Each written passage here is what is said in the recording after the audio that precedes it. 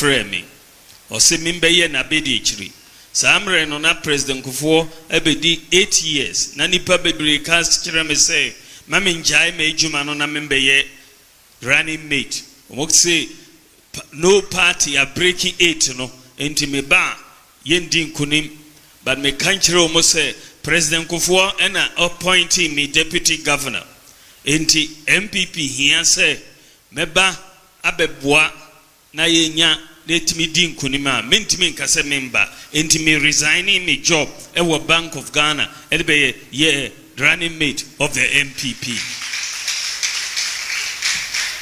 meba ye yendi nkunim so me hwehwe ejuma foforo me benya ejuma ewo African Development Bank omo me ko Zimbabwe se me nkoye omo penyi ewo Zimbabwe me wo Zimbabwe ena 2012 beduye ena Nana Akufo-Addo sambaye o say minjai na membrefie na membeye na bedi chiribium for 2012 election ye president of African Development Bank opamecho o say maminjai ejuma no ofre President Kufuor say onu me nkasa se maminjai ejuma no emba Ghana bium but me kanchiro mo say since a party no ehia me se membra mbeboa de mentimi nkasa member me resign here and me samba here and me be here ejuma as running mate ye ba ye munyina nim say NDC for omuko wiye mo ewo 2012 enenti ye endi nkunim so ye call Supreme Court semokai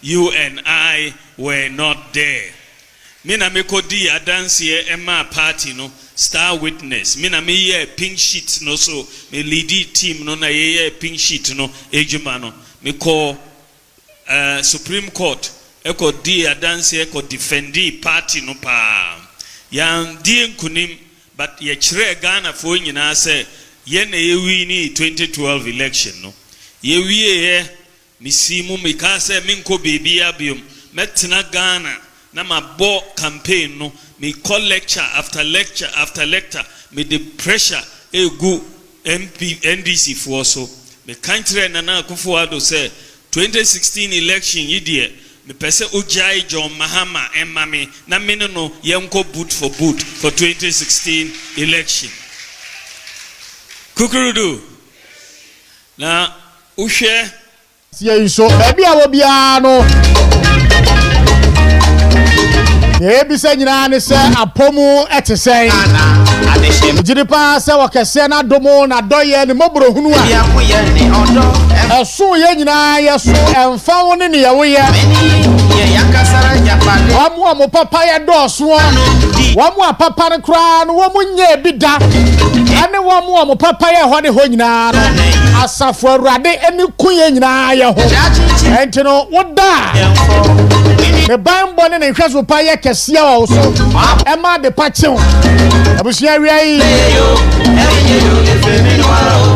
eye minu mienu asede ese tibia bia wo mu bia na ese tibi do kesia na se esanse afia hyasia January 1 akukuru hyasia wa how wa tai koda na nyira ati Amfaya nso bonefo ne nsa ama na ntoye nso wure na kakra ya de afi 2025 e ba wie ya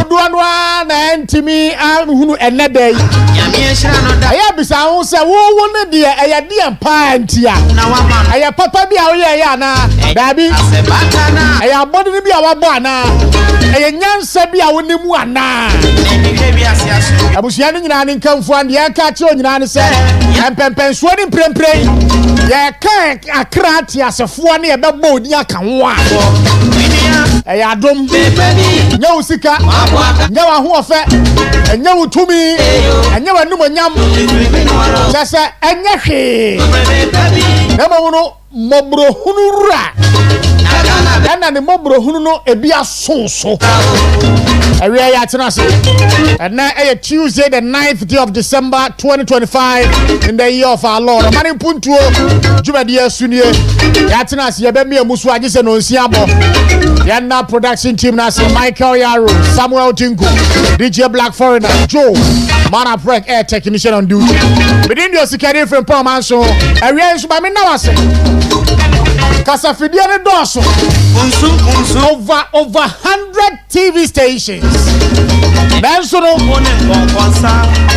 odia o pese wo tie no kure nti onai bobia wo de to ase esanse ha no sani asam ne tie no ye ka ne sa pepepe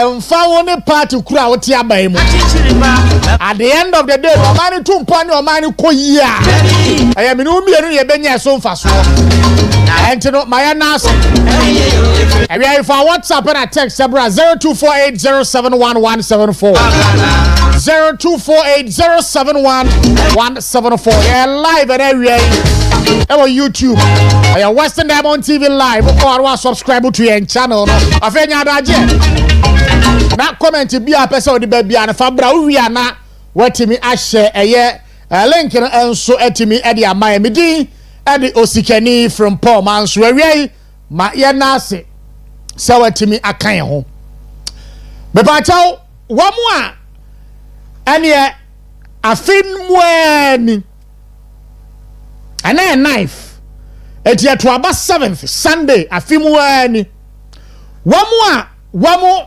eji punkum eye campaign editia eye MPP aban editia Dr. Laj Mahmoud Bawumia na wamu a campaign omo ye nyina no na sa campaign no was based on propaganda nyina no ene usia safo no a wo de ya hwede na ase din itumu se ene ama nkoyie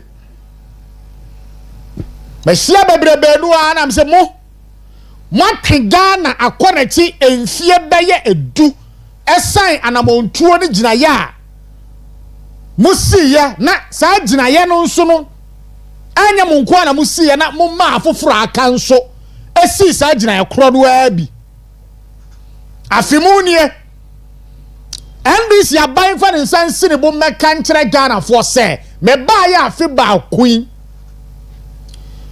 Eniama wodu a me chihye ye wo me manifesto mu a me ka se me ba acha kura ne afi ba ko me implement ameso abanfo de ama Ghana fo no ene won fa pen ni paper ye nyina ye calculate the major campaign promise and say wo ba be create nyuma e de ama maburu anya biayo na wo de ade bi ba e 24-hour economy, 1 job, 3 people, 3 shifts. Abusia, 1 job, 3 people, 3 shifts. 24-hour economy. And no, and you can't say the campaign or year in 2024 no. And no na and a cry and this year mayo kuono. Or buy a fiba kunie. Policy ya. Ujina so the campaign. Ama Ghana for bimu. Etoma somu no mutimu ma wamo ejina ya to abade mawo 1 year nie online program na policy no 5 months munie abusia me hu sa no ma bampo aba abonte ama be kese John Mahama na NDC aban 24-hour economy bia no mde ye Ghana fo asom dede abra no mo ye campaign no me a me ka say menye so mfaso abato nsunsanso mienu sunsanso papa ni sunsanso bone abusia me nyina nkamfu ano ye de say afi ba ko na aba ye bu nkompa hweachi from January 1 ade ba be sie mprempren NDC aban wo braben pa no watimi yabo afi ba komunie abusia ewe na me ne poultry farmer bi di nkomo no se sa do mahama nsem hunu nkukwa nketenkete ne sa nsem hunu no a wo mo nam ho mu di no mbegjae a wo mu nyai na wo mo modern say wo mbe boost to a local production of poultry no sane ye beyo a nkukwa ya krafra mu no ne nkukwa force ya krafra mu no ne ba no sa de no affect the local economy and the poultry industry no wo mo suffocate na nya nkukwa nketenkete no a wanam wo se wo achecha nkokwa de ama manfo no na eba be support industry no mu amana gina nan so na mse buo ba che wo me awo kasa se mu akire me ni tumi bia ebe yanka ma me fe ye ka de say ye rajo mahama ana professor Jena no pokwa jima number ma na from na ka kire omo because eniema nkoyie afi munie ya recording a single digit inflation rate nanso no just go down there and verify for yourself say inflation when you say about 6.3 or 6.8 no is it reflecting in the lives of the ordinary Ghanaian taxpayer now? The answer will be no. At the end of the year, say aban no the Bank of Ghana and afa Ghana Statistical Service massage niyama. That is the bottom line. Ya karo kura chira tie ha say aha no kura wo ko tie nsem hunu no a wo mo amoto amo sing praises to this government no and some wo mo ka no enkonko tie bi aha na nyansa ne no kura ewo hwa wo ya aban na wo ba na wo ya wa dwen say ekwan bia so no ade a wo bi ye ya wonya ho asam ka ya bo no so bo no wo ba aba be ye ni ye pa chenchina atwan ya ne andi si aban na mu premprem wo be na mu be kombi ade na asi awie mahunu ade bia ma chese mehu adwire me na mse akom ni nkyeremu afi ba ko nie John Dramani Mahama ne andi si aban timi mfa ne nsa ensi ne bo anka se me ba ya afi ba ko nie no enwuma do wo se na me kreti ama mabunu anya biaye me ba ya afi ba ko akwan tempon do se ana metimi yakwa me ba ya afi ba ko the education sector eniama we am dia ba ka ho me ba ya afi ba ko bu health sector we am dia ba ka ho bibisa ni ho wonim de antia a whooping $10 billion from January 7th edi John Mahama to ka konya kese so ebe pem ne ya kese $10 billion and I want pumping into the forest market in order to stabilize the local currency. Tiebiem, me say, free January 7th, Aba besi emprempre, and this ya buying at the $10 billion, and the forest market in the moon, send your beja, sidino, and ye so antem ma from one as enkosurumomu.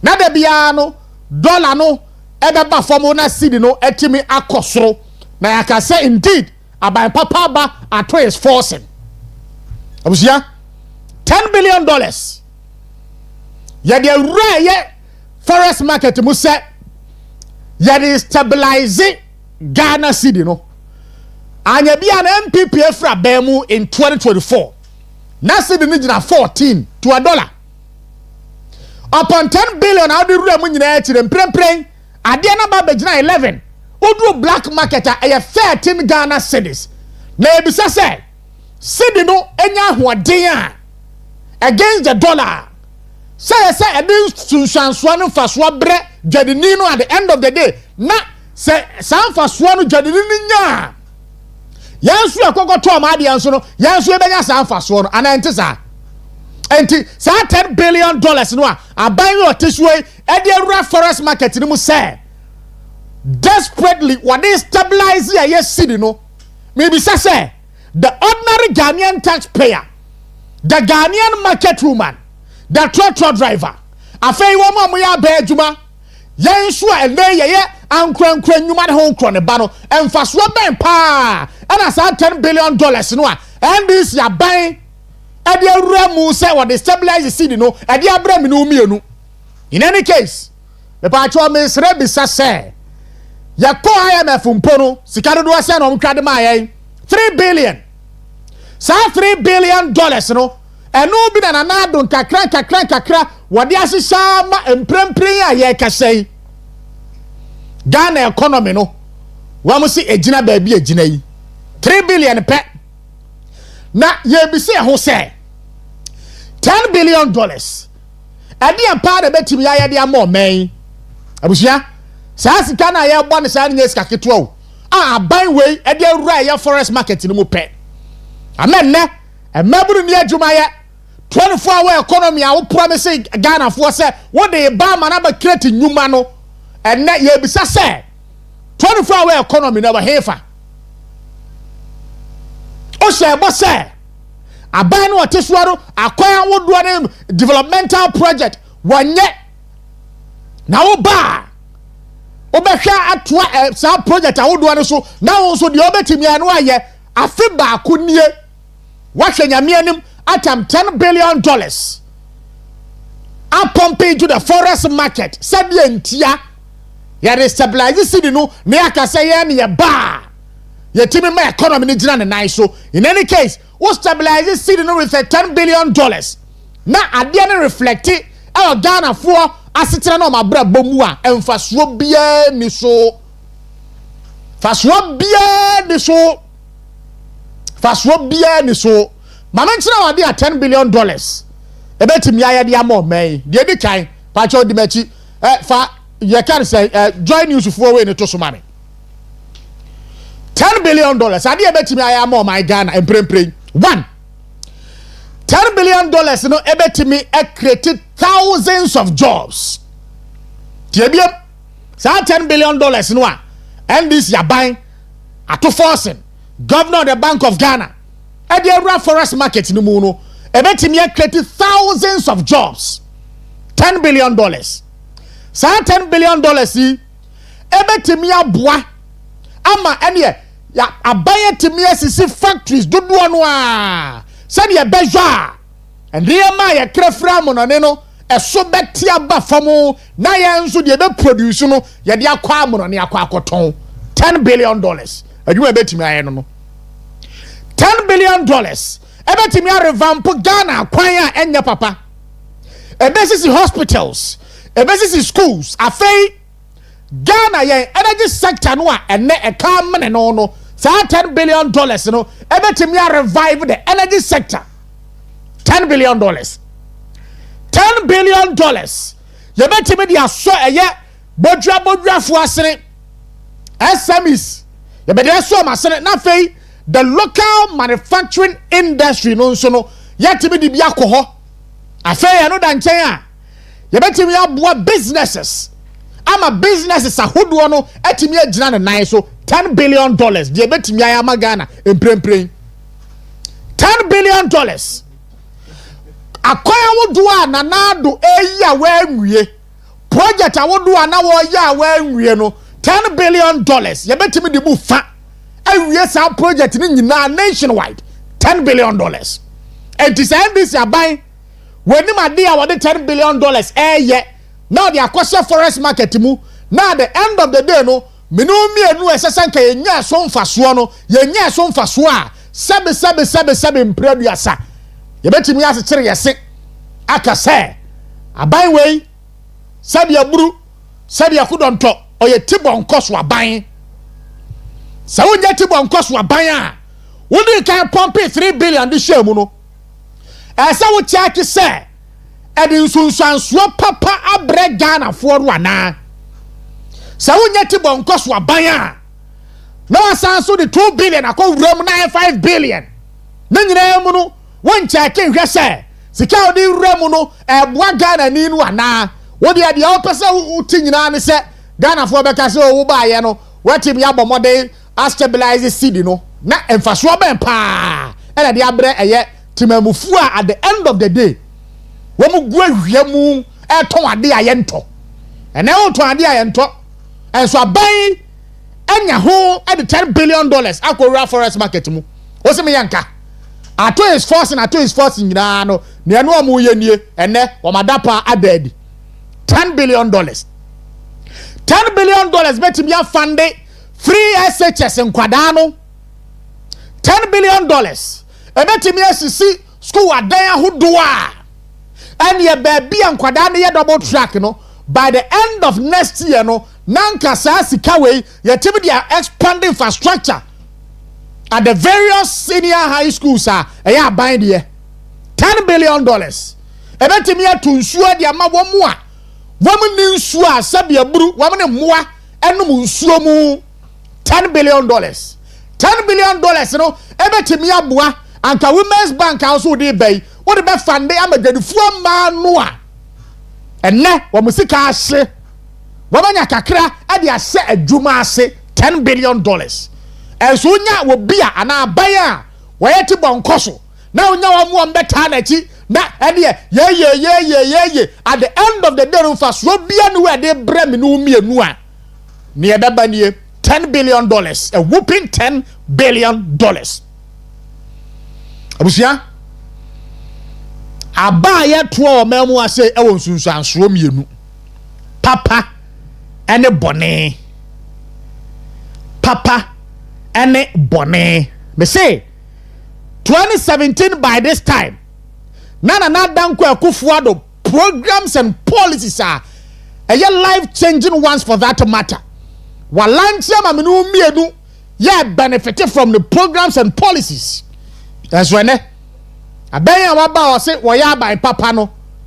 What the $10 billion akwa ko forest market mu say wo ya ama seed na timi agina nan so na Ghana fo aka so wo ba wo ya de fa so bia afiri mu maaye ukodwa so a seed no ahoɔden wɔ soro ukodwa so a eniama boa kura ekosoro ene udiga ye nto uto ade aye nto aban papa abanie ye kanu kura de akyere wo a eye tie $10 billion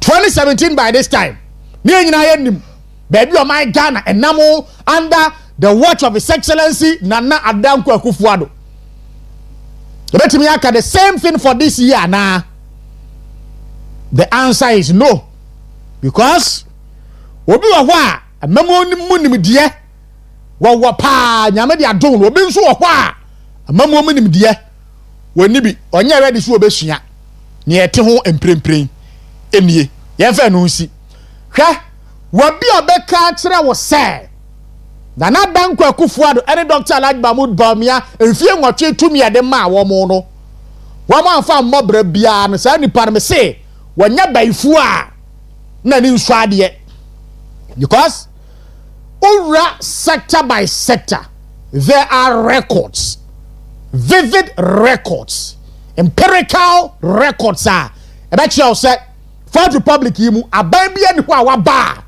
adwuma na na do ne Bawumia be ye no in the past 8 years no aban bia ba watim ya ba be yo yes and yen ya fat you also say ye tenasia ene say 10 minutes mpa ye the bezi President Danko Akufo-Addo and Dr. Alhaji Mahmoud Bawumia enyuma pane e modern bo a wo mo body ma wo man Ghana abra wo mo ebetena akonwa ne so awie ye gina education sector biem na this time around no ye focus no be gina the tertiary educational infrastructure na Danko Akufo-Addo etimi de breye na do pe any president within 8 years what we ma Ghana for universities are starting from scratch bako 6 e bin see that ye catch us say aba ye to no e won sunsuan so a papa de bone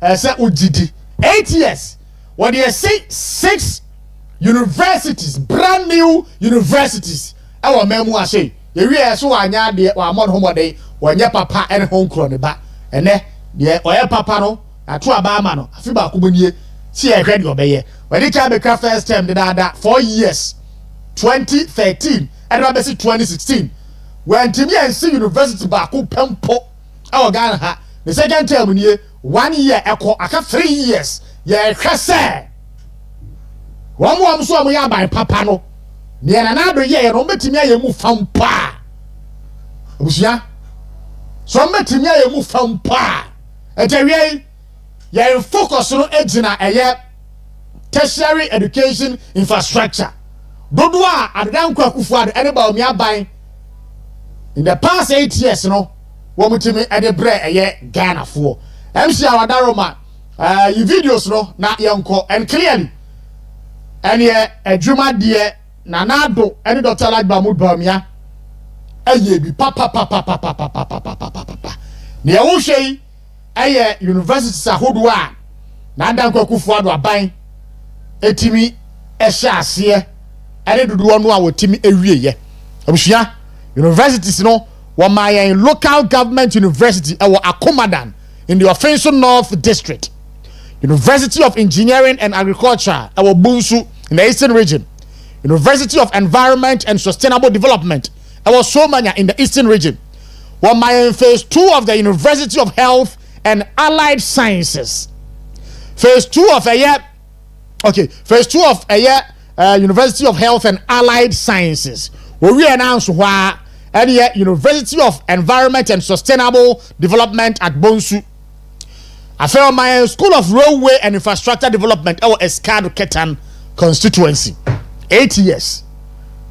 8 years. And Sunlight Campus is a who do our TBSC yet, and only young fan can we home. Bebrebe no abaya wo ba ya obebuaye ema education na ato ape abra wo maaye no obesesa the narrative amene e de ensesi abo ekase na nado abre so yenya a number of universities. This is what we call proper governance. Me basisi ya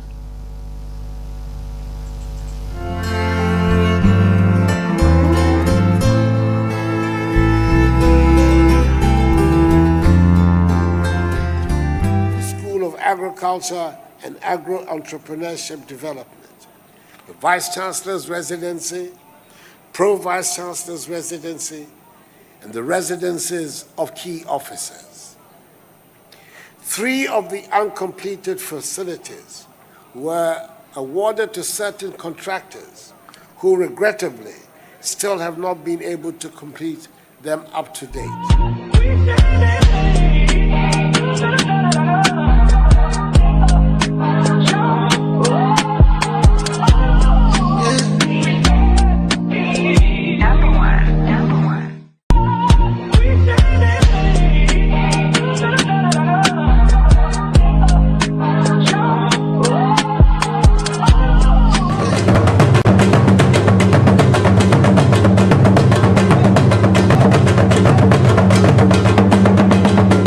Taking Ghana to the next.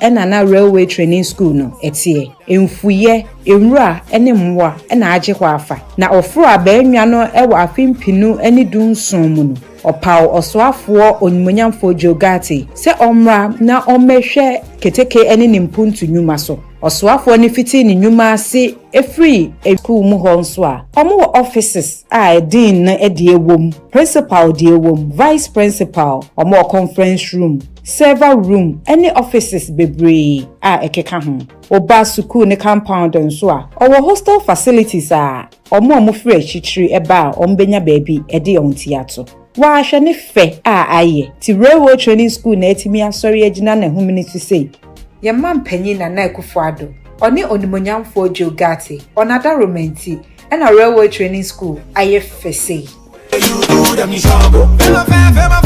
I'm a gone your feet, I'm gonna over na trouble. I face give me over chop. I'm gonna over chop. I face give me over chop. I'm gonna over chop.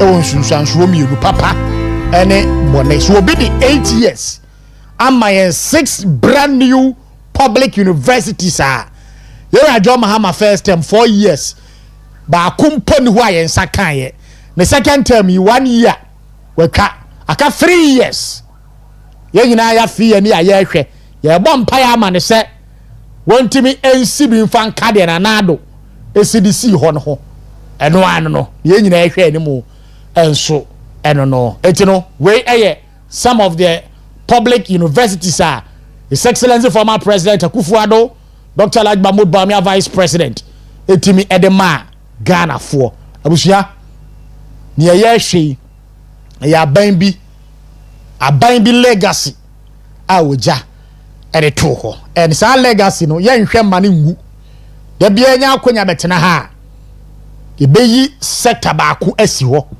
na sa mbode ne boni nyina no ye yi de akere no ye de hu nkomo se ne ebeyo a the next election beba no na wasi wa adwene pi na wa make an informed decision a ebeboa wo man Ghana. 37 minutes gone past 4. Oman Mpuntuo dwumadie eso enie. Awia yi kankam enro no ebi eda so ewo dwama so. Bronya na ebe mesrawo emfa yade enwi afi. Ebi ana de yade na hya afi ase. Na wa hunu de wo fa mu. Mesrawo emfa yade enwi afi, emfa yade nkowura afifufuro mu. Kankam enro no ewo ho se. Nyado ahodo ebe hinta dipadua mu nyina no.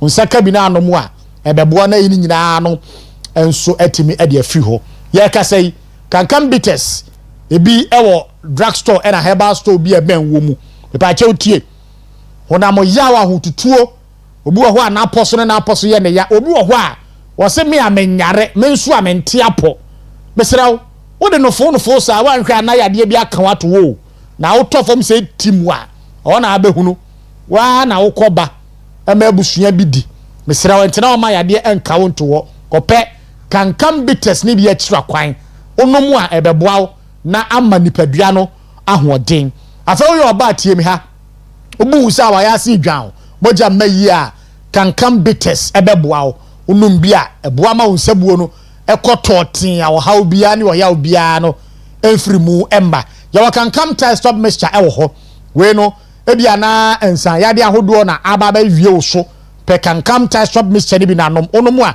eboa na strengthen wo immune system no na akuni etia nyade wa ahodo a eba unipadua no mu afei so wonu ato a onom kankam tie stop mixture ebeti wanum amo atimi atibia di wo be say me pedro bi a ebebɔ me ho ban de free ensan yade ho kopɛ kankam tie stop mixture de bi enom kankam cold capsules eyo koko aduro koko no emfa no ba bia afifiri wo onom kankam cold capsules no a ebe hye nyina e de afiri nipadua mu na fei wo mo ye adwumaden epagya eniema mu oduro no wo ba wie no ene obeduru fie adwumre no wo se honam ya wo ya pa mesrawo se ye entini mu ana dompemu yawa eye kankam ointment fa sra ba bia ya wo ya no wo be da nyane no na oyaw ni nyina no aduro no atwe ni nyina no ade afiri ho na wanya kwa hosan mapa enoi ubodi ra herbal na drugstore bi e ben wo mu a ubenya bi atododo na wo petu aton a kai na hye no so se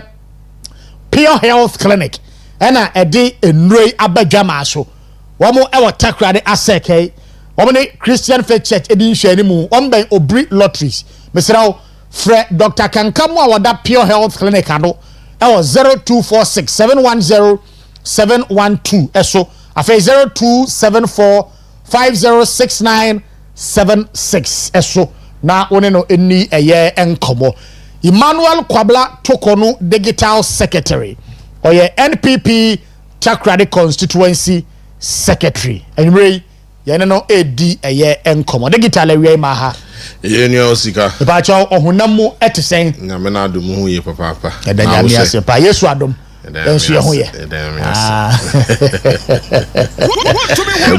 ejuma da ase pa ibia be bate digital osika ya shankomo na se okay na minim se empempensu ye wo mu idie ye nyina ye kai ho last year ena Ghana for esi gina ye se MPP aban no waye bia offensive na NDC yera jo mahama so mede emeto aso ato abama na wie na ye bu nkompa ahweachi esan se uduru amanfo nso a wa kai ya anom na wo kai ya anom a ne papa mu ana se ne boni mu entawie yi nkonwa yesie nyina no eye afia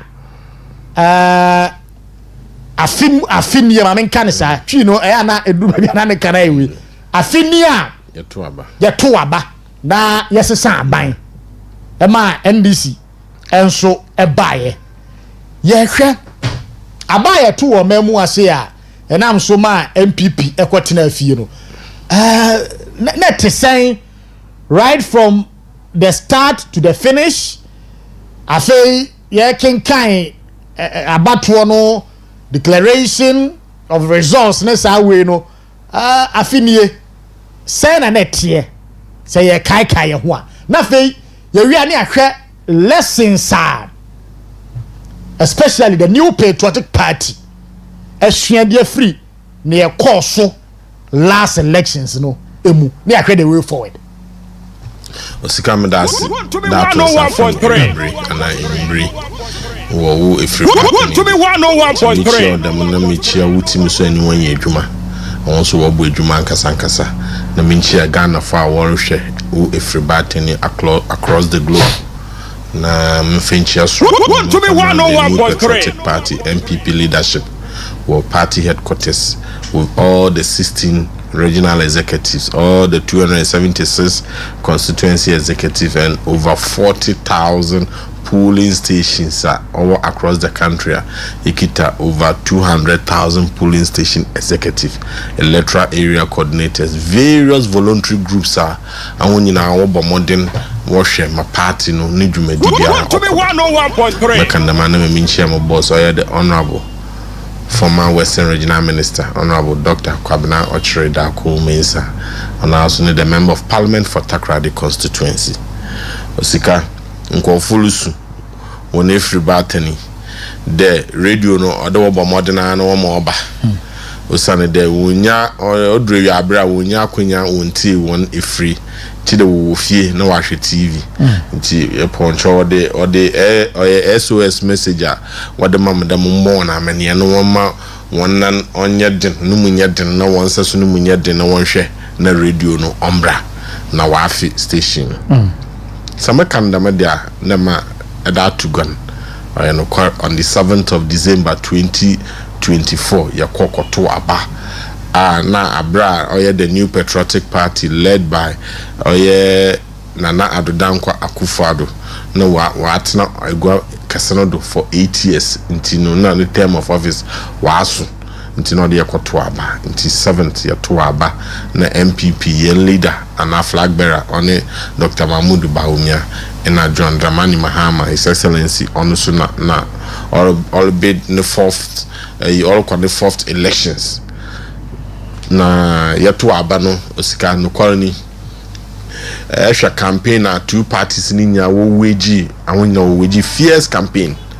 The no ubia new all mananya nkokwan ma de obaka sam oda to nya nkono do keke na obia kana sam. At the end of the day yatu aba ehwe anopana yesim ayen Takoradi constituency day by 3 a.m. na yem polling agent nya wa started the work of various polling stations yeboto aba ho na from 7 o'clock ya de shisha no korani wobo beye 10:30 na ameso na meeting ya local rounds wo oye within the Takoradi constituency na mehwe voter turnout na from 7 to oye 10:30 na Osikani ko mi yemshim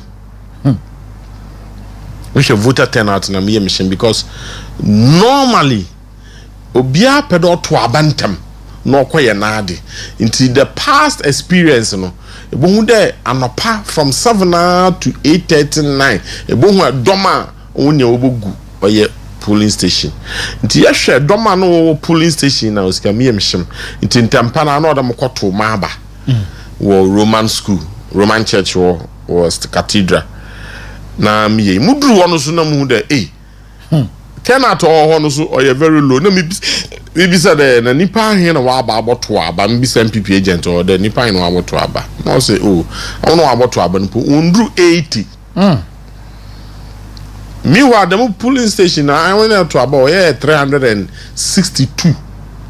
Now about 10 up home or couple 11. Na nipa 18 no about to aba there. Hey, no, you hunkakra. Na me so as the secretary no or there everyone I will be a my reports. I have to go to the constituency collation center. Now make a report from all the 121 polling stations quickly. To me send a message. Now me put them as at 10 o'clock and then go for do I know about to aba. To me the information I made my headquarters no. Not sure there from me information.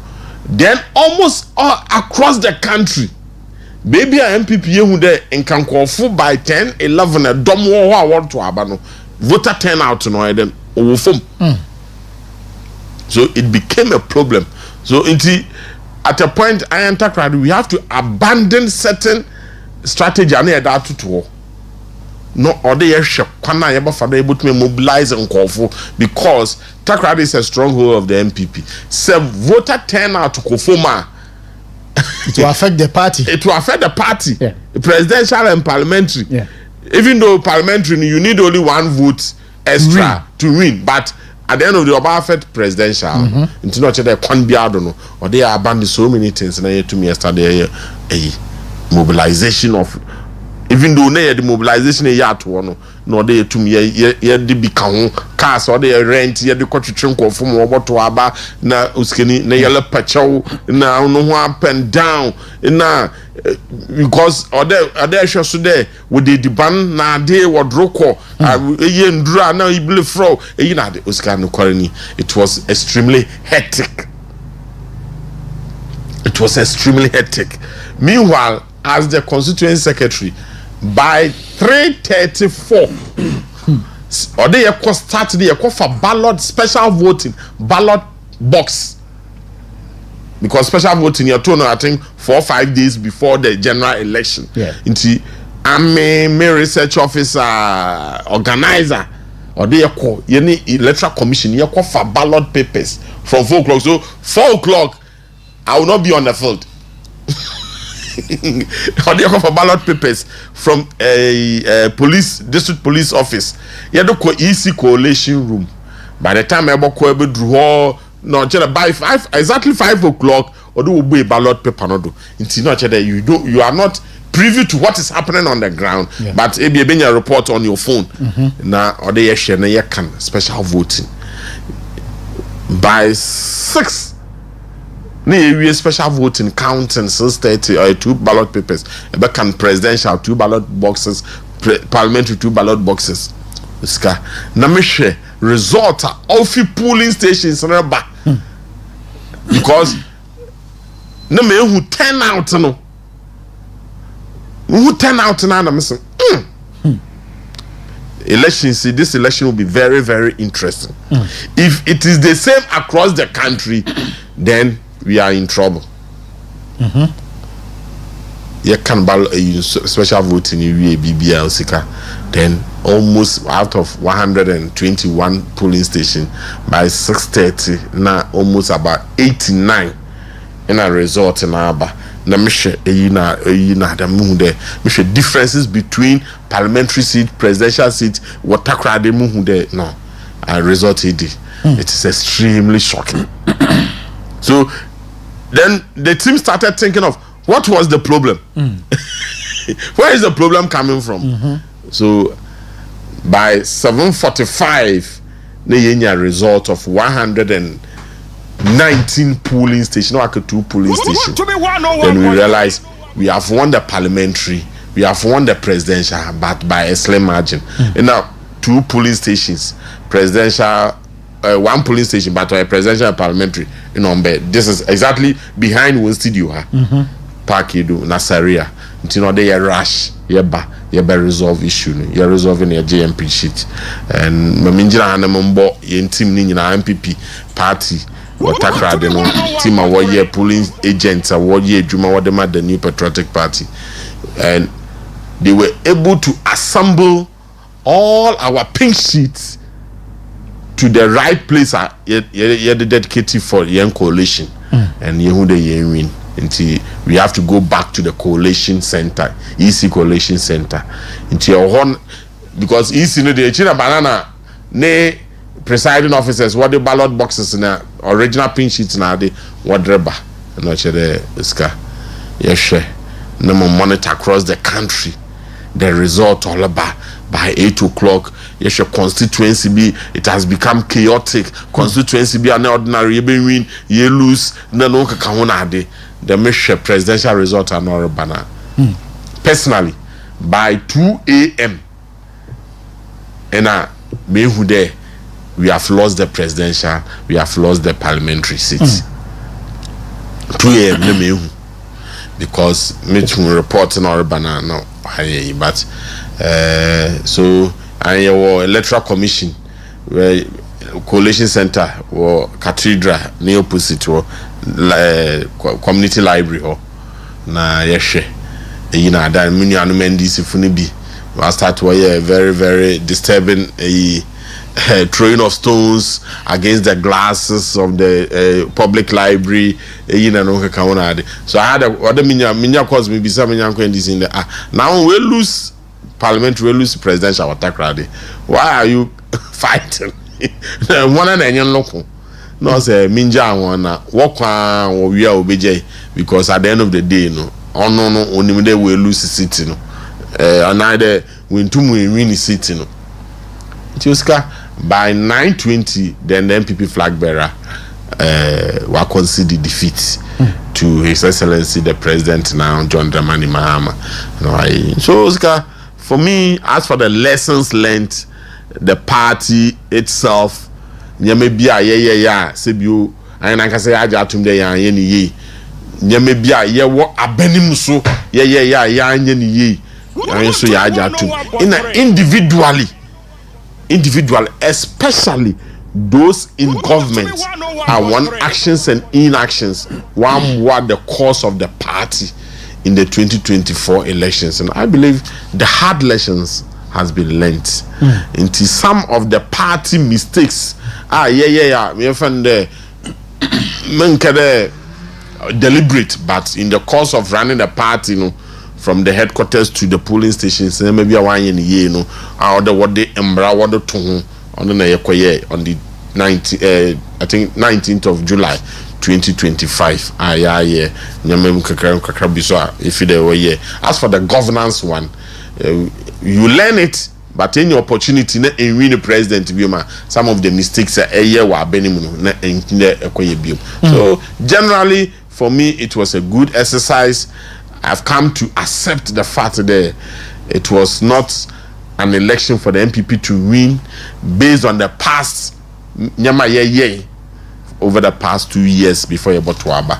So Oscar, for me generally it was a good result, not for the MPP but for the NDC. Bad result for the MPP, but even the hard lessons has been learned, Oscar. I can tell you, very hard lessons. Some of the decisions nibi on ye wa party no. Some of the elections are internal primaries time and what the especially certain members of parliament won internal elections away or the orphan constituency time or what the year election, because we had the orphan constituency 4 years before the election. 4 years, because year 2 about 2021 we was in parliament. We knew the constituencies we have lost. So I believe as a party by the end of 2022 December or first quarter of 2023 we should have held elections at the orphan constituencies, so that it will be there, so that we are prepared for almost 2 years no other election. But we rather concentrated on the presidential primaries in 2023. By November 4th, and December ending orphan constituencies and Sunday January ending year or sitting members of parliament. I believe at that time the NDC have elected their flag bearer. They have done the elections for both sitting and orphan constituency parliamentary seats. They've done it ahead of us, so they were preparing. And after the election too, definitely they will be. When Baba or then reconciliation team, Western region was led by one Nana Jamke. He did a fantastic job, but look, I don't know, say problems no are deeper. Ebe ye juma no, ebe ni ye, but next problems so. Okay. So generally, the party, we have learnt our lessons in a hard way. We have to accept the defeat, as the flag bearer said. Problem ya ha one fan tonodo. Na taking yan fan for.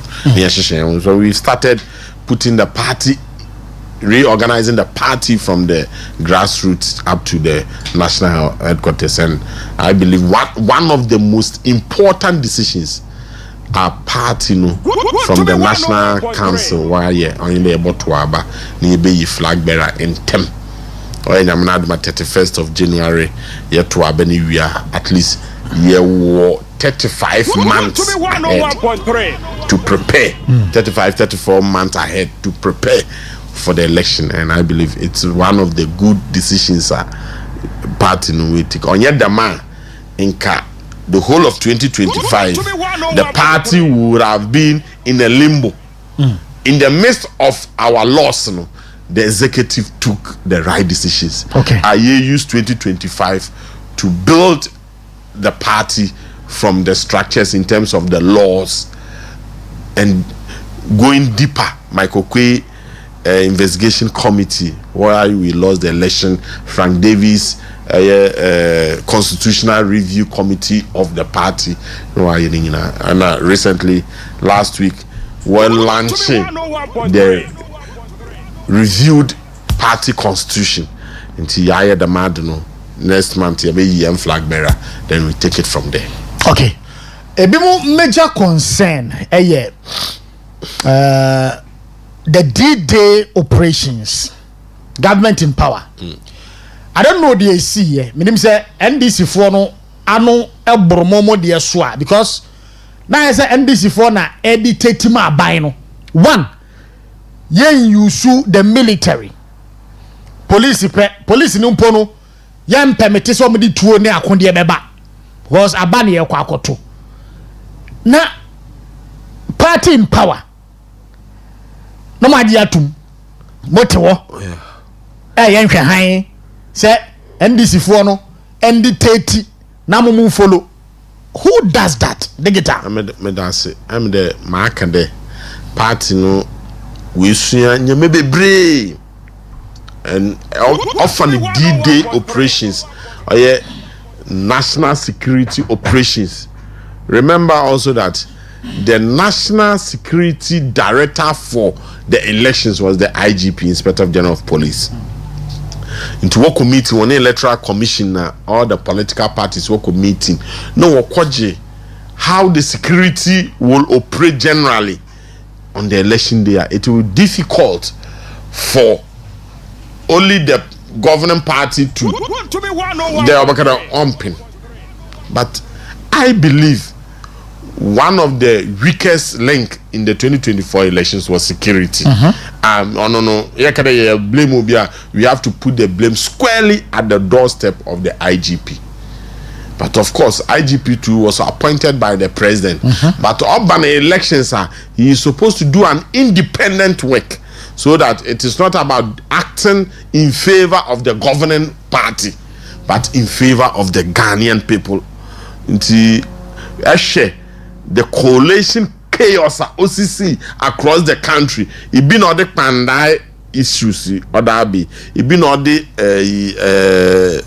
Akwitia issues in Sawum, Ekoboase West problems, Ablekuma North, a whole lot of problems, and I believe you have to put it directly at the doorstep of the IGP. That is Dr. George Dampare. He lost it clearly. He lost it, and one thing to why when you use military, I will not agree mention to me that yemfa military in polling station. But I believe the Odanka woman military what more station war certain vantage positions in the country. It's a problem about they can intervene because I don't know what to obey. Now we're a coalition. It be no more to one your tomb. Now we create chaotic scenes. Now what the electoral commission, the ballot box, no what papel, no what it to pink sheet. It created a whole lot of problems, and I believe going forward as a country, as a party, we have to think twice about the D-Day because madam I do see 2024, especially war or your coalition center because Takoradi and other constituency at the police station there was no problem. But coalition center because there say elections are won at the polling station there. No, anka what to happen? What kind of polling station? No, anka nanyan coalition. They are only coming to do the summation of the entire polling station in the constituency. Yeah, until anka big deal. But a home no problems near them. See, it tells you the security architecture for the next election will have to change in terms of polling station and electoral area. At the cross, I mean, me feel the electoral commission. So yeah, me feel the one in the regional coalition because I believe the Etwabo polling station, no working can we no announce results. Now, what do call constituency? No way a coalition. The more regional coalition, I don't see the need. I think it's a duplication because. Yeah, can constituency coalition center. Yeah, no one my easy headquarters. She does the presidential one. As for the constituency one, it has been announced. That is the member of parliament. You announce. You do the summation. I don't think or the regional coalition center. It doesn't bring anything. Because it cannot change anything. I believe Oscar Nyame as a party now as secretary. Nyame Bebre Yesuya. I are correct internally because I've sworn an oath. The little that I can say is that MPP party who may be problems in Ngambe on the side of because one typical example is Oscar FABB today constituency today Equipment not Samuel Kunu constituency. They was sitting member of parliament. They was sitting member of parliament. Or Eastern region. Samuel Kuya double contesting or Chirodoko primaries. Then the city member decides, no, I will not contest the primaries there. Rather, no, he moves away, she moves away from Equipment North, come from the Eastern region, come to get to Accra and come and contest an orphan constituency, I believe. With the greatest of the greatest in humility, I don't think this thing makes sense because you are coming to create problems. And that time, where was the leadership of the party? Exactly. So I'm an American. Sometimes young party, the point is that we don't have an inherent laws that will bar the person from contesting. You understand? It's a question of morality. I believe one from Bapado, but candidate but this thing will never happen in NDC. I agree. As far as General Mosquito is in the party, I can agree. Yeah. But that is what happened, and we have to enact laws that will stop that. Another one, so we'll see what even our own Western region. Look, party Nembrasi. Say a contest for member of parliament, you should have adopted a constituency or the etwabo a citizen with clear sound mind, everything. Or the aye juma wo constituency. Now tell me, be today, mame Western Regional Treasurer.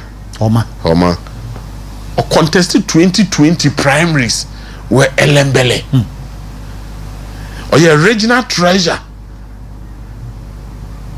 4 years down the line or 3 years down the line, also since I'm contest to Elembelebium. Escado Keten. Yeah, maybe the laws will not bar her. But it is not good for the party. In American answer, it is not good for the image of the party. Or yet the man someone who then may lose election or had the ala. Not Morocco. Abra. No from one say ebia the particular constituency no. Then. Today I'm day. No papa ya nwe. Mama me asin Ashanti. Look. Nti motuma kwasa election wo papa no krom. Because that is my hometown. I have some partner. Nti o chere se me hwede me di secretary ha. Oh, ebia ma akwa election. Se bi onyame pengu me lose. Mu lose ya no. Mo fa mo ho nse. And one sit no mu. Den me ye adwuma ho. Me ye ya mo ko ho because my self party no Takoradi ntino. No wa adwuma atum na mo contest election. I don't think we can run this party this way. And these are the small things we party nima wamwa. Another area I can talk about it, vetting. I believe, and the first one I'm making, when the Michael Kwe committee came, I raised it to them. The second thing I raised it to them was the work of the vetting committee. I believe with all sincerity, I listened to 3 contestants, 1 vetting. I believe in all sincerity. It was not thorough. They allow people to contest elections without the person having grasp of the constituency he wants to lead. But when you're in a frenzy, oh, okay, contest here. That should not be the mindset of the vetting committee. Again, vetting committee will vet the aspirant. They don't even allow constituency executives to even ask questions. Ask questions because we want to have a candidate. He or she answer about contest. He or she should understand how the constituency works. They're converting. No, be a candidate. They are any constituency. No polling station. Oh yeah, no electoral area. Oh yeah, constituency executives or anyone in there. No, the many no onim. Even the number of polling station. What to about Takoradi? Constituency executive onim numu almost 90%. He has not even interacted with them. Nipakunumpo, even the previous election, he had not contributed anything. Into wala no more contest because of a party, but we agree on your party, but we are talking about general election. What's the other Nipakuno or Yobia or the no one's a party no onim how some of the things in the party runs. Yenim constituency nibia. What to abayi parliamentary candidate in a no if you what the constituency executive believe? No, the candidates should be there. No more rounds. They thank you. They are going to mosques, they are going to churches, going to opinion leaders in the constituency. No. No. Then they are complaining. The regional chairman will be complaining. But the point is that I believe the vetting committee, so when you're a thorough worker, they can even, once the candidate not know, another aspirant not know, vetting, they're able to tell him, look, my brother, look, I think you're no on your from our group. A copy skaka credit show kutokuma, a banner them for the MP. Because you are a party member, you need to have proper understanding about how elections are run.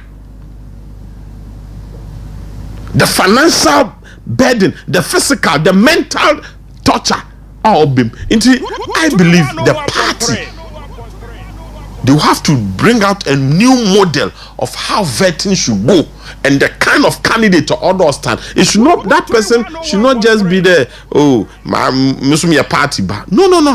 Not just like that. Everybody can be a party member, but not any member can stand for parliamentary primaries. It's dangerous. You go to constituency chairman, constituency secretary, also many parliamentary candidate, many yard. Meanwhile, constituency chairman, you are the executive leader of the party. Constituency secretary, you are a key member of the constituency. Whether you like the candidate or not, you are supposed to help him win the election. Yeah. Support him. Maybe primaries now supporting. But with the greatest of respect, Nipobo Bokokesi or a parliamentary candidate and the party. It's or they're supporting, but if you are no just because parliamentary candidate are some bien but you see it's an army. In my candid opinion, the party have done well in this past 1 year in doing so many reforms. One thing minimum the party so be yeah the strength of our vetting committees, not only for parliamentary candidates, also for party executives, from polling station, electoral area coordinator, constituency executive, primary, because they are the main people watch your elections not do constituency. Because regional executives they will come and support, they will nominate somebody to come and support the constituency. The key constituency executives, the we feel that I don't know a one-man show. But on your one-man show, Juma no I'm a vetting committees of the party should be strengthened so that be lobo contest election on the day or support whoever becomes the candidate, that's the presidential and parliamentary. Today being a yellow called presidential elections. I mean, we support Dr. Mahmoud Bawumia. I believe he has the better chance to win as 2028. Yamin Pengu, in the event there, we lose. Me are still constituency executive. Whoever won the election, you have to support the so strongly. Because the candidate, maybe a parliamentary candidate and a president candidate, when we need to know, not there. On what to now elections, there one time. Dr. Mahmoud Bawumia on will be win election. Constituency executive Dr. Mahmoud Bawumia win election. And now winning on our match. Net 10 slot per constituency. No them nipa no onye bi. Nti oche the party no lose on fano. You see, so Oscar, the 1 year has been very tumultuous. Very, very. Oscar, you have to abide for 3-4 days. I had to rest. Uneasy. Okay. You go through the process now. Yeah. Rebuilding of the party, and I believe gradually after election, internal primaries from the polling station to national, we will restore the image and the dignity of the party. Okay. For the Ghanaian people to buy it in 2028. All right. Musa Dankwa Edda a global info analytics ano. Now on his Facebook wall, no. Matro bibi di atuo. Yarofa weno etu screen so mame. Digital dia pa na beba.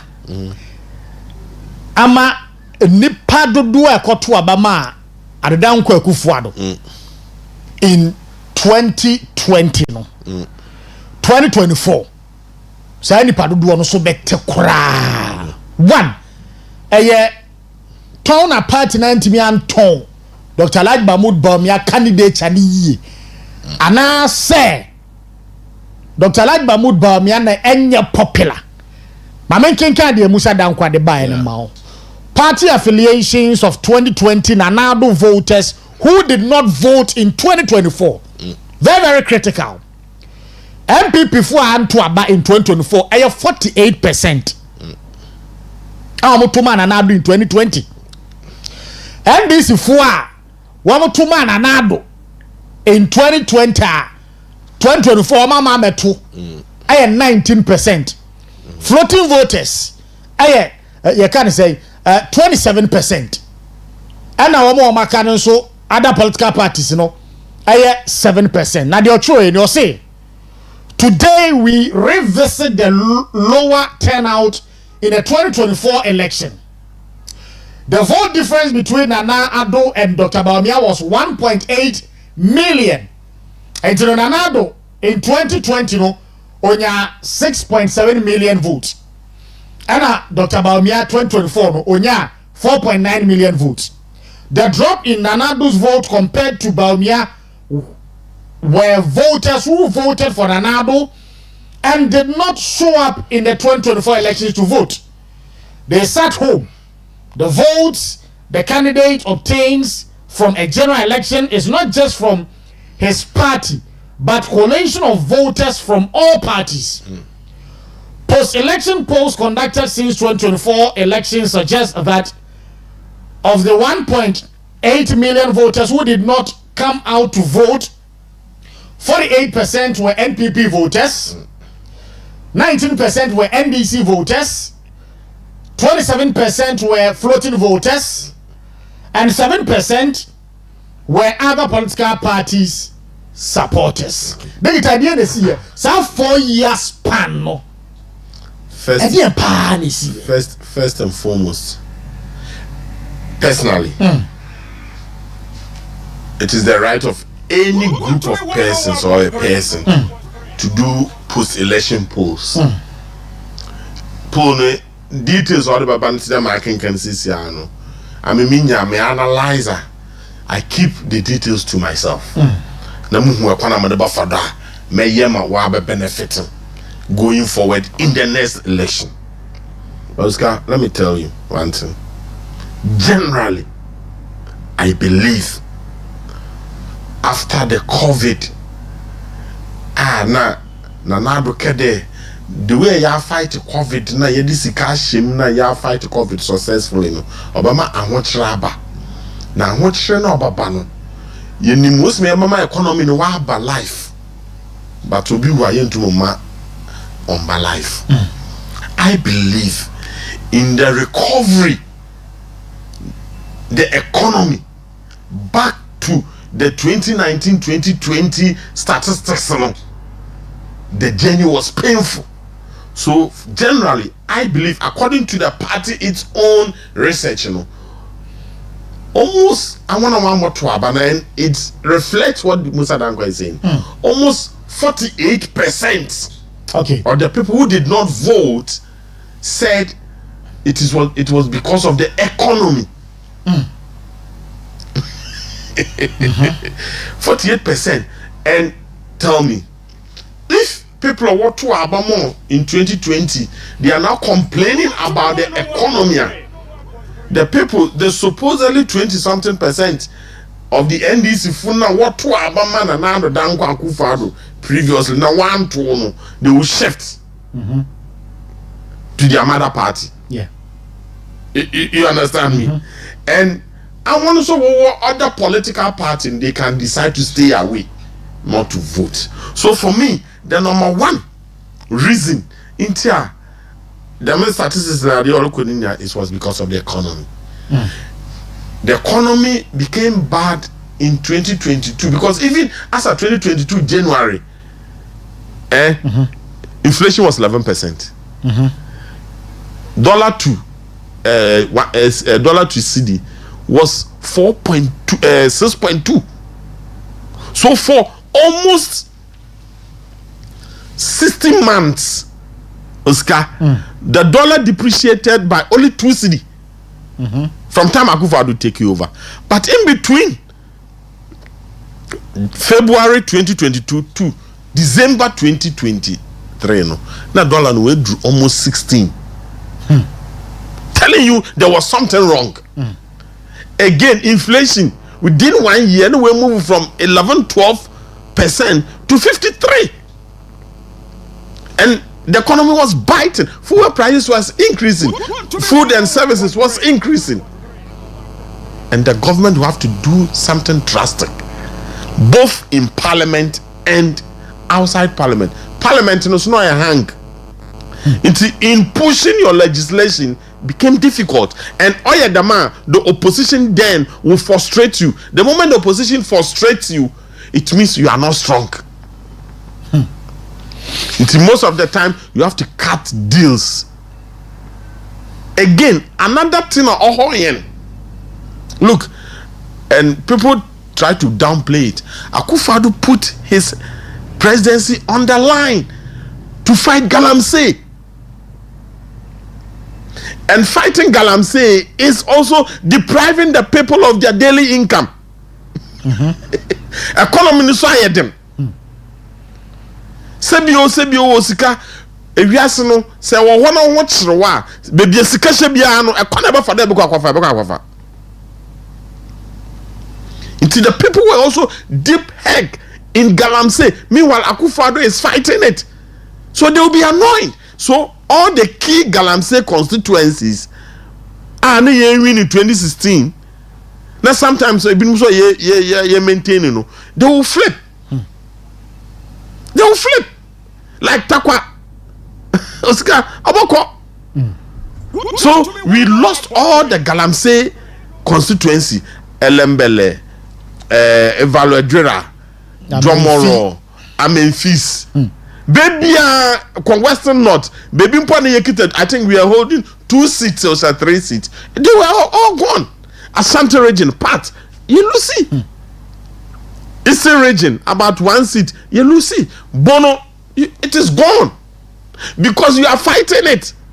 The Ghanaian people, 2 weeks to election, there was demonstration. The government was trying to so the issues were compounded. But the primary was the economy. Even though Eshe 2024, the policies that Ken Ofori-Atta put in place with them negotiation on the IMF for a year, it was bearing result, but the pain was difficult. And the middle class, the domestic debt exchange program was what killed it. Because the domestic debt exchange program was a necessary evil. The government, after Yentumian passed 11 in term, 11 or delay for almost 5 months. Yeah. From November to May year passing. Now the 6 months no gab no be dem no. Almost sinking. So in doing that, other ban or the domestic bond, you know, or the patient, because na time as or the treature, the miscan so ya kese into a ban or don't negotiate no altering channel na emotional you know so campaign because ibinim I wanna adena affecting ibinim ye or ye aged pensioners are what to bond through them fund managers no banks na ade no na financial institutions into honor as a person even though we an optional no bank no de wanya na them you understand into when your haircut into npako no boefu so imagine a well-educated person like the former Chief Justice Sufai Akufu complaining about the domestic debt exchange by picketing at the Ministry of Finance office. It tells you, it sends a message. Recently, President Kufuor said he couldn't understand it.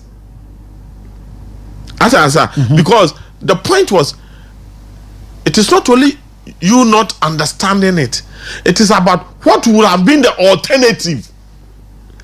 When the NDC were pouncing on the government, the pensioners were coming to one. But the truth of the matter is that about 80% of the people were subscribed to them domestic bonds. But they were pushing the emotional aspect of it. It is a nipa you know, a pensioner in a niske ko dima yo. I mean some punk obey me yo.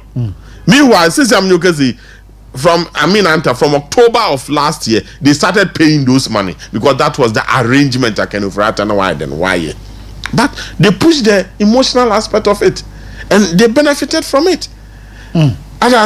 Now, politics, you know, Oscar, you cannot put everything in a hole.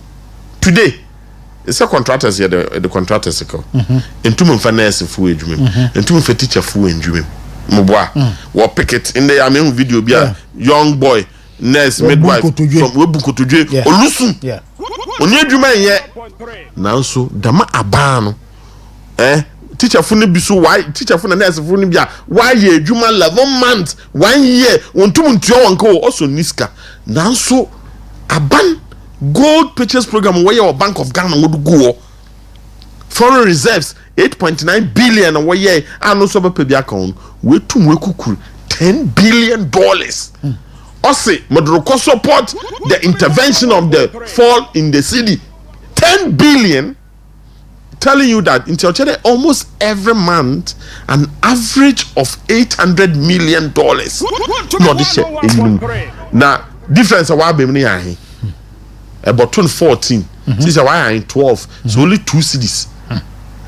So on your economic decision, we were punished for that. We have to accept it. And you know, even though some portions I agree with Musa Dankwa, others I disagree, but or your pools run so why okay. You pick it, analyze it, situate it in your situation a woman. Na me usme able to my na ye. All right. Today, mutum moko baby to the market sector. Even in there, if you agree, let me tell you force if you don't want to turn them about 5 people. They told me they didn't vote. They didn't vote because they were annoyed with the government. They are MP people, bro. They are annoyed with the problem, but they've realized they made a mistake. There, no way who there. Sana ban no why and she say yeah. Obamanya maybe brain no obey than about to yi. But no one will because most of Ghanaians, Oscar, no yet to about based on situational all kodo at that moment na yet to about yeah future. It's no future no. Ibinum one question. What was the performance of the then opposition leader Mahama when he was in government? The first time, no. It was worse. Now, so I won't share them. Even as an Obi or MPP voting, but why share them? Or share there, I would ya banner wadono and Yamanum Koye. It's the media. Other than what to opposition leader, no. So, what to my own to me, what to woman? And I'm in that is why we, for the first time in the Fourth Republic, this was the lowest turnout. Yeah. Very, very low. Yeah. And anytime the answer low turnout, you are gone. Yeah. You are gone. You are gone. So, I mean, Messi, for me, measure what is even going on in our internal election, the presidential election. I believe putting all the it is painful to lose an election, but I believe it was a purpose because I believe Dr. Mahmoud Bawumia would have handled a government with deep-seated people who would have worked against them, but it would be difficult for the Dr. Mahmoud Bawumia to crack the ship. All right, my homra. Your coba, you better encommon. So, Brenois. Some 29 minutes past the hour 5. Western Diamond Television. Oman Mpuntuo Jumedi Esu Eni Emmanuel Kwabla Tokono MPP Takoradi Constituency Secretary NIN no AD eye encommon. Ye basisi ya ye ba ye betwa so enko ba bia. Western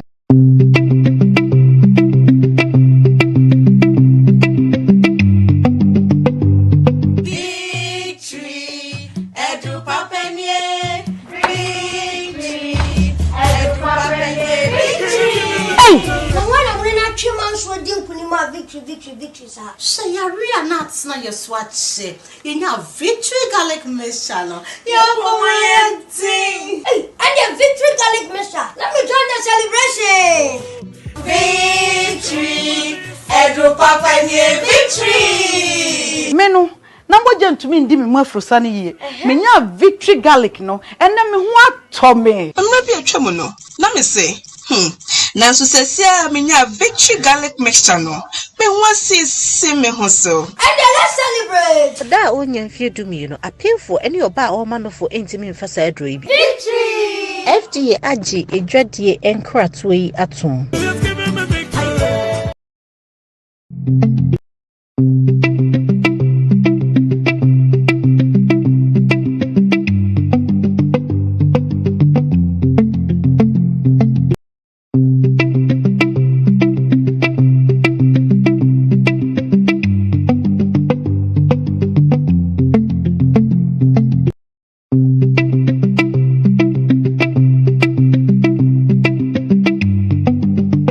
for no a habim na yena mo asese da so ekura yemo na enra omo mo follow Dr. Alhaji Mahmood Bawumia e wo Facebook no wo de ade bi to and clearly say yakasa aba to memu ase e wo ensunsuanso a yedika e no to aba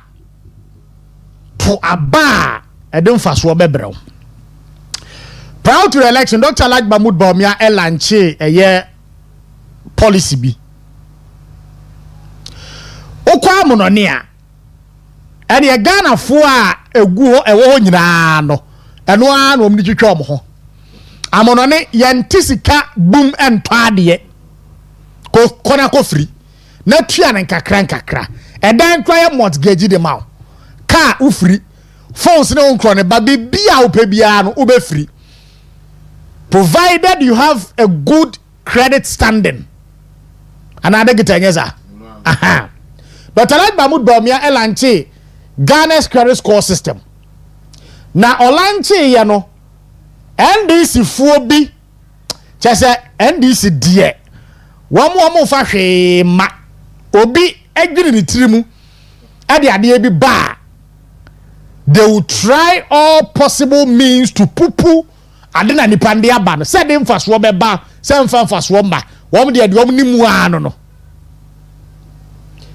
na enra Dr. Alhaji Mahmood Bawumia ese tamwa oka se yebetimi afri niema yebetimi ato niema on credit no e wo Ghana ha no na bi mu ntiase Star Oil Ghana and now say womo use Dr. Alhaji Mahmood Bawumia credit score system no. And yet, the answer ukita Ghana card. Now you're credit wealthy. And konkoto wangalo. Emaka nuko jawsi kwa. Koko fellow tank. Na yan team free ubusumi ya ketu mon kakra. Ena na o kasehwe.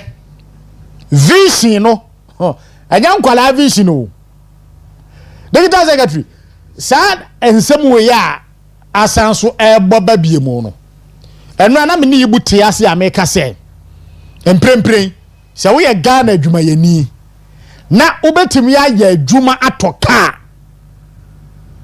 ene ubusumi akatua no odi ahomfa ho sanka wo na be take you be 5 to 6 years ansa na wetimi atoka you see ano car enye luxury biem eye a necessity. Yes. Was a drone upon our unam kwa a mouth for book kwa epeka akonyuma sono. A bra generenti asieso. Will be the such an innovation aba say. Yes, so mon kakra bedru baby no betimi akwa free car. Yes, yempe. Yepe de wo chese mejiro ho amenti asie. Digital the credit scoring system. And Star Oil for ashimukina ama Ghana ni ne hunu se ye betimi ayo ke tuma aba omia anka obeya ma na abroso yen kasa mfa kakra ne yanko ye to me 101.3. First and foremost I'm a huge beneficiary of the credit score system in Europe. So I understand it. To me 101.3. Oscar Miji dide Dr. Mahmood Bawumia oya nyamana duma MPP fu yebesa na to abaman no we gina na nim na oba ran up to the 2028 elections, you know, he will reaffirm his position on the credit score system. Now across all the G20 countries or the G30 countries, when I make a G30, including South Africa, Brazil, Indonesia, or the G7 countries, those countries have become, their economies have become what it is as a result of the credit score system, because it is a natural booster to the economy. And on the economy, so demand and supply system in Intino. You have created a demand for the minyamano, so that I wonder will produce the minyamano will produce no more. Nti dem star oil for wole kan. So far as ye adwuma na bosom so pay. Na enkobo bosia bia entum ntua. Se ewo fuel program da ebotum aba ho na abaji fuel de dem document ni ade ba na ede wo Ghana card de kan wa. Wo bo mo fuel no pay ana why then what? In other words, say Star Oil funya yemfa ne there, for example, Star Oil across the country, when apart from one normal customers or button, when you customers of extra 200,000.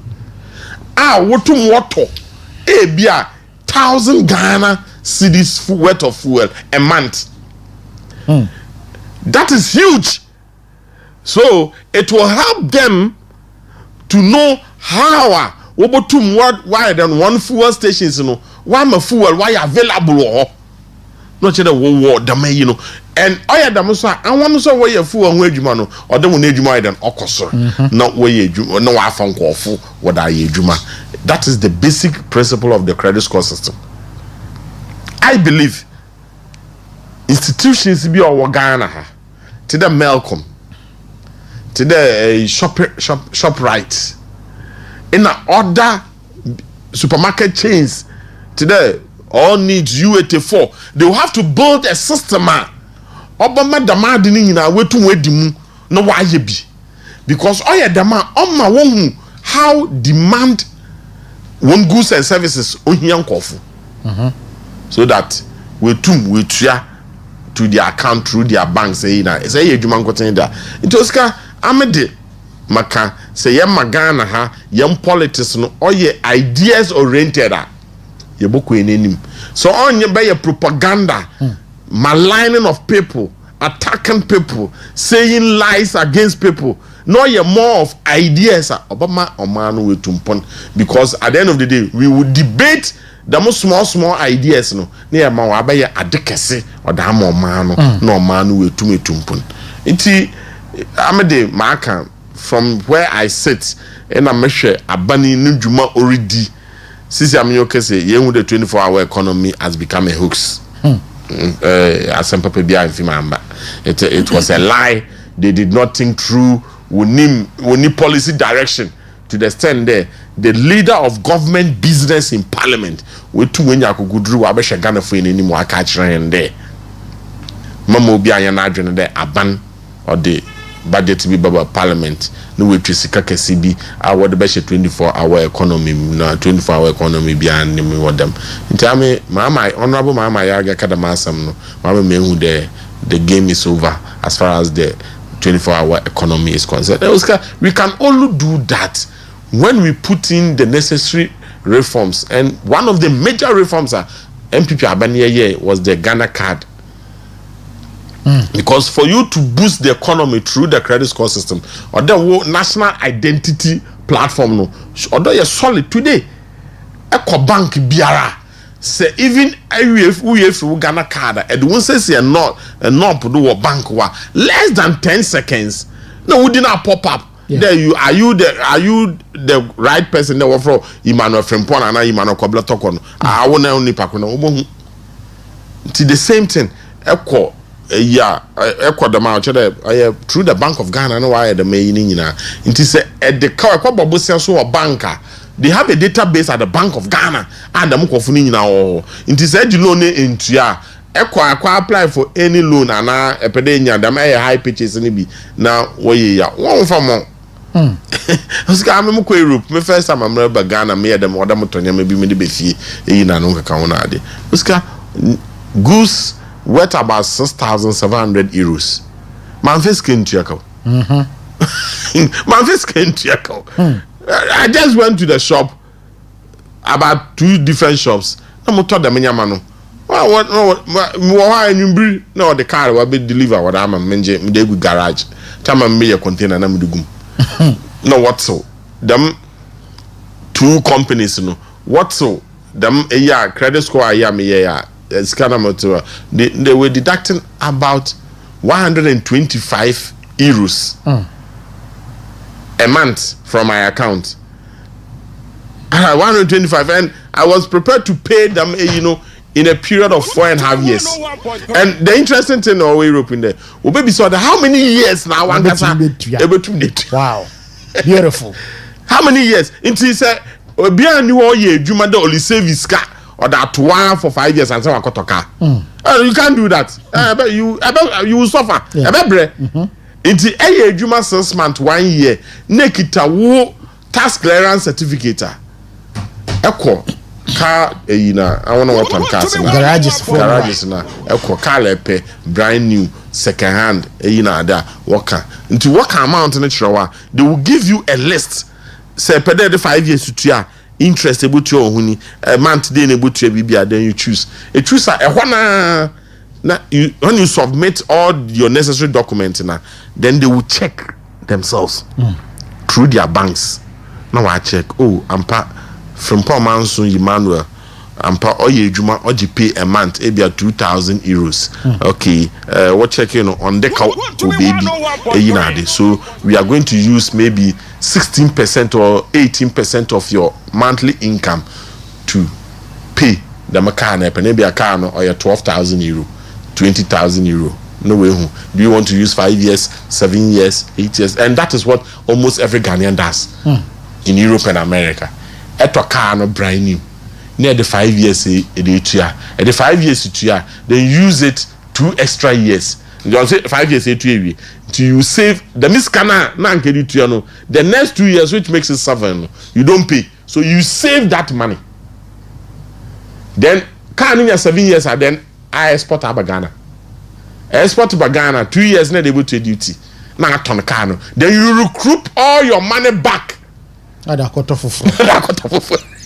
is what we are all doing. Yeah. In Europe, nobody wants to drive an old car because problems never ever solve. And almost every old car, by the time we be in the 10th, 11th year, no problems. So the third world country like Ghana, you import problems. Actually, I beg you, say tam. So the idea Accra say a report to Kranwa. A boa ubetia. I said I was clear. So the MPP had a plan. By doing the Ghana card, by bringing in the car manufacturing companies, to come and do assembling of the car. Toyota was here, Nissan was here, Suzuki. And as a result of that, Nana Bedankwa Akufo-Addo na ban. We had a comprehensive automobile industry policy. The cars they will be shipped to the rest of West Africa. And Ghanaians, I don't know what I will never benefit. So Dr. Mahmoud Bawumia was thinking about all this. Now, Juma, why the Juma or Untumi radio? A permanent staff. Eji Asamakan, or I'm just 20,000 Ghana cedis a month. You can use 4,000 Ghana to purchase a car for the next 7 years. Not at all. Then you use it. Air condition, warm young man, you use it. It is something that the MPP always has a plan. In the NDC, tell me, Osika, with all sincerity, NDC waba benim 11-12 months. Tell me one major policy direction. Why or benefit on Kofu. What's there? Oh, dollar before. Emuna esichire no ba befom. Okay. Nsa emuna esichire won di no raw. Ana ye de bibi ka ho. Wo de bibi ka ho na won di. Nti bi wo de ya ade ni wi a. Price no. O form sen time na dollar no over 14 na. Because essence what's there a bro no ba befom. Which is true. But a bro abadan what here? So what here dokon? Dokon no what 23 cities na 5 cities and 4 cities na 5 cities abrana Akufo-Addo wodon. In the dokon not then 7-10. Why the what we bro do? No what's dollar? Wa befum. Na dokon no boss. It tells you what the nyama be what the ka ho ansa na dokon no wa be ye final product. The nyama no what the ka ho no. What the ye dokon no. Ono no what the taxes are to no. Into the point dokon on to Mpuntuo no dokon still 5 cities. Okay.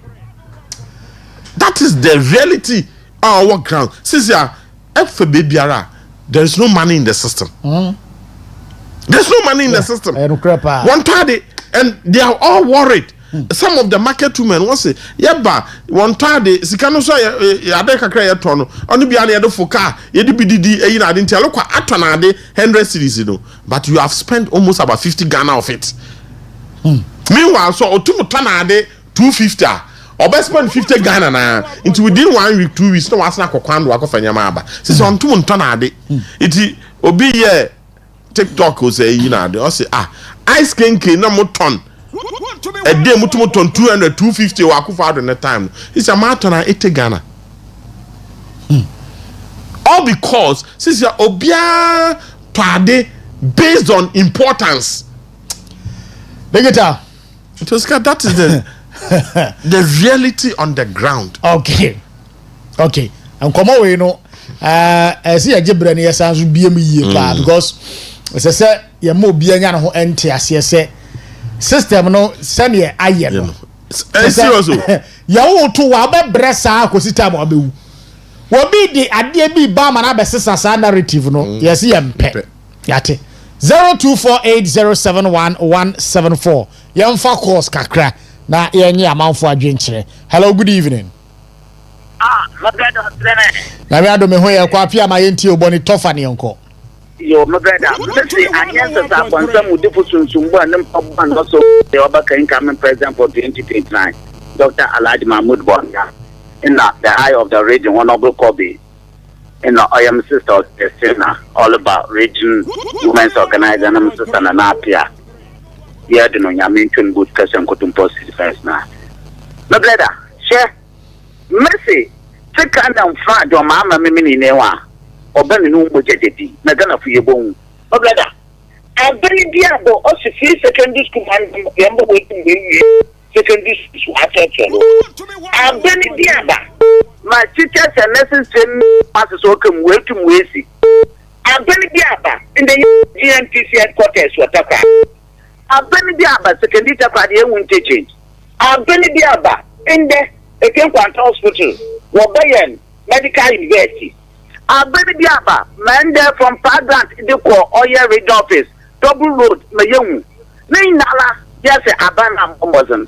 In the 24-hour economy, in the minute, say, I send this assembly to me by 31st December. What is one? Okay, thank you. Hello, good evening. Hello, good evening. Good evening. Mami, would you be a free fee? My interior. But and Sabawa, how you Bankasa.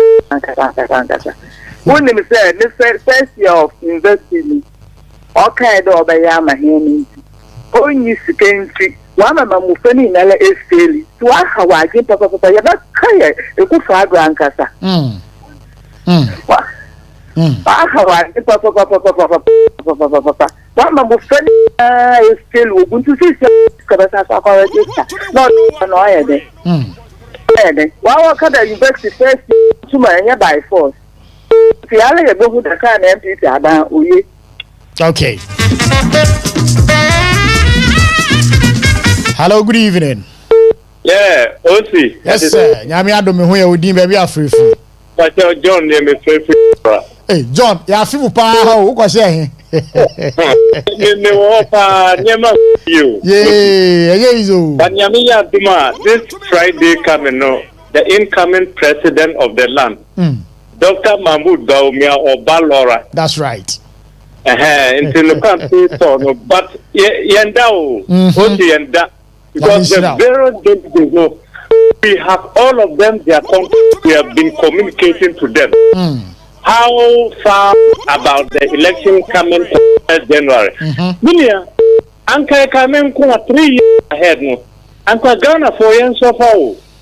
Because you can't watch some Ghana for you see, in this situation, almost some, I have to say, almost some so be dear more now say. NPP, your social intervention from metro miles to health insurance policies really na yet the and one executive but Almost so be now say, let us wait for the 3 years ahead. No, Nyankuponti, Ghana, Nyankupon Bekasa, Dr. Mahmoud Baumia, Obeba Ghana president. Inshallah. Digital secretary. All right. Hello, good evening. Hello, good evening. Hello. Okay, good evening. Ebacho Udi maybe afrefi. Make a Kumasi. My enti omunia. You don't want to be. I need you for Basso. See, I said it. Education, one more time. But I have Braneka, I have one. Masa, say the case in the home. I'm not saying I know cry. And see a ceremony, you know, not Oman and some fun to my parents. Okay. Hello, good evening. Mebacho Udi baby afrefi. Yo, but your phone is Sub-Zero, the first video. Sub-Zero, you're not here. Yo, even though I was Papa, let me talk with the Mitchell, the next Ghana, Dr. Mahmoud Baumia, let me share my sister August Nakatia, Yami Admanes, your over for MPK, Readiness Women's Organizer, Michelle Papa, maybe those skinny, listen, Ebu, so you didn't know what to about. What to a man who knew that man, Dr. Mahmoud Baumia, because you know, and it's a boss of what the movie should you to follow. What soon? I speak now. Mom, everyone broke my son. I'm not easy. They're awful. Over because school they put 3,000. I tell you, school them up. I've been papa have announced them. I've been papa's wabano in that not bill. We increase so. I'm speaking on what's the dollar. Now, some now in the Ecomarketa. All the fed all Yajima. Yeah. 24 hours. I couldn't know what I'm using. Away from what to soon. That's ready before me. You come here, Mazina. I'm going to give Dr. Mahmoud next president in 2028. Hello, good evening. Hello, good evening.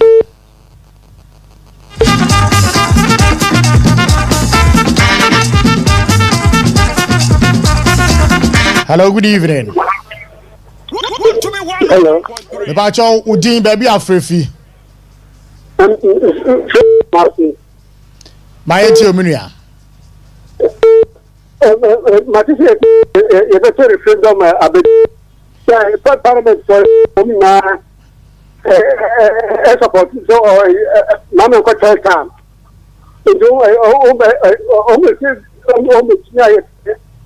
After referendum, a bus annual entry, the bus storage, to be and my mother times.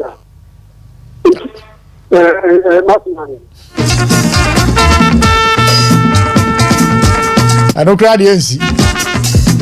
Hello, good evening. Good evening, Scapuma. Yamiado, me who Chiamini. Chamini, Whisker. My enti omunia beba. Boko. Yo, Whisker, Etiga. Joe. Baby, your Oman Mpuntuo Ghana. Me shese and quality power Ghana ha. And me say amamu weti papa usika. Ghana ayu Ghana ye besele. Omo imu mpanyimfo ehimfo. Ene atofo. Sorry. Ede chema kayan. Ghana Mpuntuo. Na de koyi die ye etan. Ye estimate per komu bi say o kwene duma na otuta. Nipa no on yewu. Obi do ka mpona koda me ka ye se wo tan fi twa ho kana so. Ye me pa wa chew. Ikana me siro ko modi na ma me pakya. Adai. Usika mu nyame ye dum.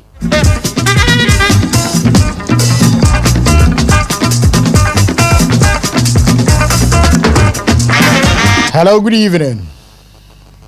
Good evening. Mebacho Udi baby afrefi. Hello. Mami Udi baby afkasa free. Sasa me say wa Kumasi. And this is why entie wanimre. Never sure any media. Yeah, me can say. Sometimes you need to tell people the truth.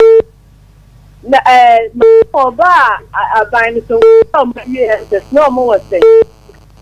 No more trail move baby. Why is that is the one that has made the children feel? And then the fault. And now social media that they don't learn.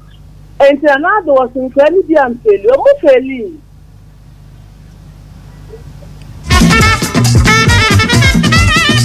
Hello, good evening. Well, Timmy, so good evening. Good evening. Of our dear baby, Afrifi. If I tell me, Pacific Kumasi. My intio Munia. On Yamiado.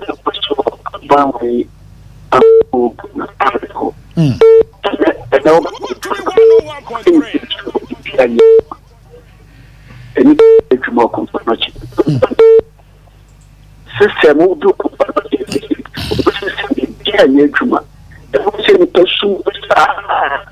it is one who shadow